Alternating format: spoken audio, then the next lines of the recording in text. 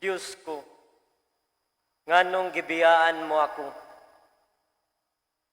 Kaninyong tanan nga akong mga igsuon diha ni Kristo Jesus. Ako kini si Harold Sunggahid. Nagpanuigon og kahaag 7 ug nagpuyo sa sitio Tunga, Barangay Palampas, San Carlos City, Negros Occidental. Sa kasamtangang naa karon sa San Carlos Borromeo Cathedral Parish, isip usa ka pastoral worker trainee. Kuyog ang mga Vincentian missionaries. Eli, Eli, lema sabachthani. Nga sa ato pa, Diyos ko, nganong gibiyaan mo ako. Mao kini ang ikaupat nga pulong nga gilitok sa atong Ginoong Hesukristo sa diha nga nagbitay siya sa krus. Sa akong kaugalingon, hilabihan gayud kaayo ang akong pagkatandog nining maong pulong. Tungod kay sa makadaghan gayud ako nakasinati, daw sama ako gibiyaan sa Dios. Sama sa nahitabo nako niadtong 2006 hangtod 2013. Akong mabalik lantaw ang tumang paglakwat sa pagkawalay pagtagad sa mga maayo alang kanako. Hilabihan nga pag-abuso sa akong kaugalingon. Sama sa paghubog-hubog o guban pa nga mga bisyo nga makahatag nako og kalipay sa lawas nung gusto og kahinam. Hangtod nga ning abot gayud ako sa punto nga ning resulta na ang akong gipangbuhat. Ang resulta nga akong nahiaguman mao ang pagkaangkon nako og makalilisang nga sakit nga mahimong musangpot sa kamatayon. Hilabihan gayod na akong kahadlok kay nalibang ko og dugo, nangihi og dugo, nagsuka sa og dugo. Ug ang hinungdan ini mao ang sa dihang nagpanuigon ako og 11 anyos, grade 4, nagsugod ko og panigarilyo ug sa dihang nagpanuigon ko og 13 anyos, ning sulod ko anang bisyo nga inom-inom sa mga ilimnon nga makahubog. Sa diha nga niabot ko og high school tuig 2009, nagpanuigon ko og kunining tuiga o 14. Libahan gayud ang pagpahimulo sa pag-inom sa mga ilimnon nga makahubog hangtod nga nisangpot kini sa makalilisang nga sakit. Ang akong last na hinumduman ining hitabua nga naangkon nako ang maong makalilisang nga sakit. Kay katong nangadlawon ko og inom.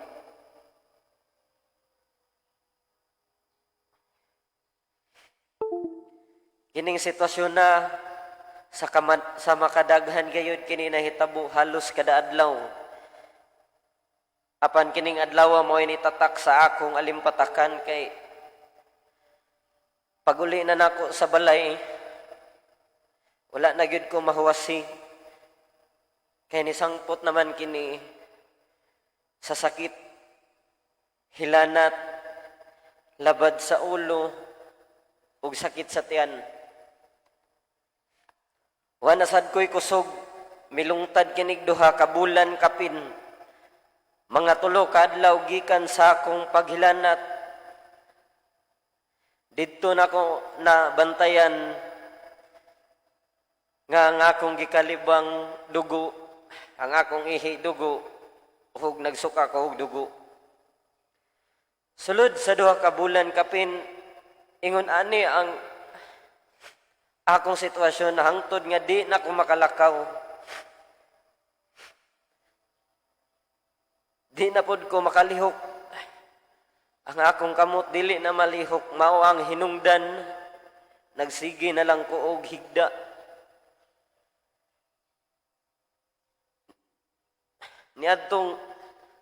Niadto kini sa tuig 2012, Abril ug Mayo. Puwerte na nilang balakahan nila ni Mama, Papa,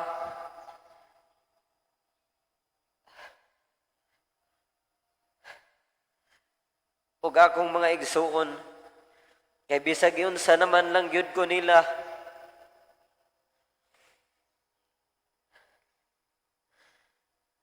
Na ako'y tambal nga mga tablitas o kapsul, walang gihapon ko alibyo. Ug mga binisaya, dahon-dahon, herbal, wala gihapoy alibyo. Si Mama kay di na mahimutang gahilak na si Mama. Nako nga nagyaw-yaw kay nakabantay naman sila nga apiki nagyud akong kahimtang lisod nagyud daw kayo ang nga maayo ko.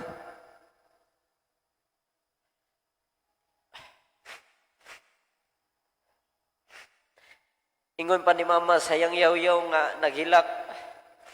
Tanawa Harold, sa imong kagahi sa ulo, ning resulta na ka. Sa naman lang nga intaw na ako, ani, nga halos, tanan gihimo na gyud namo. Pigado pa kayo ta.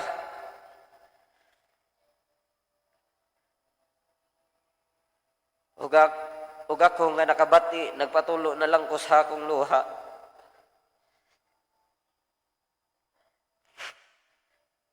Kaysa ako pong paminawa naman yun pod ko'y mahimo. Luya na kayo ko. Og dintong puntuhawa na ko'y laing gisangpit.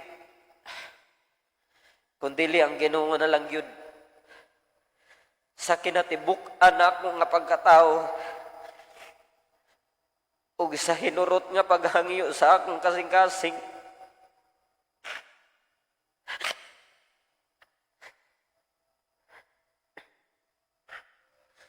Ning sangpit ko sa Ginoo nga nagingon, Ginoo, tabangin taon ko, pasayloan lang ko sa akong mga sala.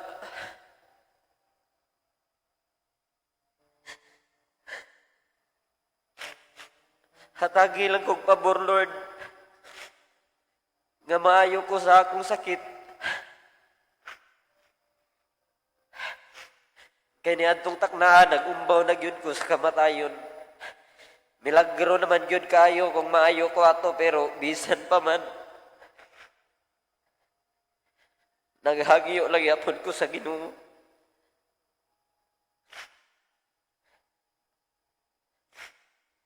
Nga maayo ko. Nangarasti pa gyud ko nga mamaayo ko. Ug niining mga taknaa, nagbantay na lang yun ko nag-andam kay base di na yun ko ayuhon sa Ginoo sa akong sakit og dito na lang ko kutob. Huna na lang yun nako ang pagdawat sa kamatuoran nga mahitabo. Magsige na lang yun ko og hilak. Hinuktok og gagulo. Gipahibaw na ni Mama ang akong mga igsuon nga katong naa sa lagyo kay daghan man kayo mi usami kadusina. Hog mingduaw nako ang akong baguhang nga lalaki ug sa iyang pagpakita nako. Ug sa diyang nakakita siya nako nangutan na siya nako naunsa na daw ko. Di naman ko katubag nangutan na siya ni Mama kung naunsa ko ug unsa hinungdan. O gusultihan siya ni Mama sa tanan. Gipakita sa Ginoo ang iyang dakong gahom sa akong sitwasyon. ug maoy nakapaayon ako og balik. Nagsunod-sunod na ako gana sa kaon kay mura naman yun ko bukog na lang. Perti naman lang yung niwangan ako. Makita na ko ang kalipay nila ni mama, papa, ug akong mga igsuon nga naulian nako gamay hangtod nga naangkon yun nako ang hingpit nga kayuhan. Perting dako sa akong kalipay. Yun. Ug tungod ato nibalik nako og simba matag Domingo hangtod nga nasulod ko sa CFD. Tungod di antong dakong trahedya sa akong kinabuhi, mao'y nakapabisog na ako og paningkamot nga makahuman ko og eskwela sa high school. Nakagraduate jud ko. Human niadto nakasinati ko sa Ginoo nga mosulod og usa ka religious community sa Cebu. Nagpuyo ko didto sulod sa 7 ka tuig. Sa akong kahaw-ang sa akong kinabuhi, ang Dios nisulod niini. Ug sa akong kinabuhi, ang Dios nisulod naghari sa akong kasing-kasing daw sama og nibiya kanako ang Dios sa akong pagbati. Apan wala siya nawala nako kay ato, kay ang tinuod nagatiman gyud ay siya nako og nagpalangga. Ug labaw sa tanan gipasinati niya nako ang iyang dili masukod nga gugma. Bisan tuod wala ako makapadayon sa pagkareliyoso. May padayon ako pagtubag sa tawag sa pagalagad dinhi sa atong parokya. Karon malipayon ako sa pagalagad kaniya. Ug natugkad nako nga dili diay ang Dios ang mubiya kanako, kundili sa atong pagkahisalaag. Ang Dios nangita kanato karon malipayon akong mupadayon sa pagalagad kanimo tungod kay nakita nako ang iyang presensya sa akong kinabuhi. Eli, Eli, lama sabaktani. Diyos ko, nganong gibiyaan mo ako?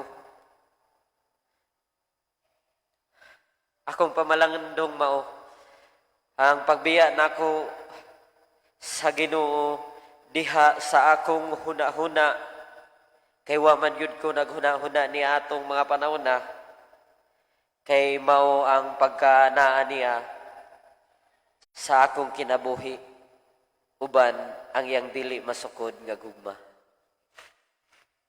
Himaya samahan ug sa anak ug sa Espiritu Santo, maingon sa sinugdan karon ug sa gihapon hangtod sa kangturan. Amen.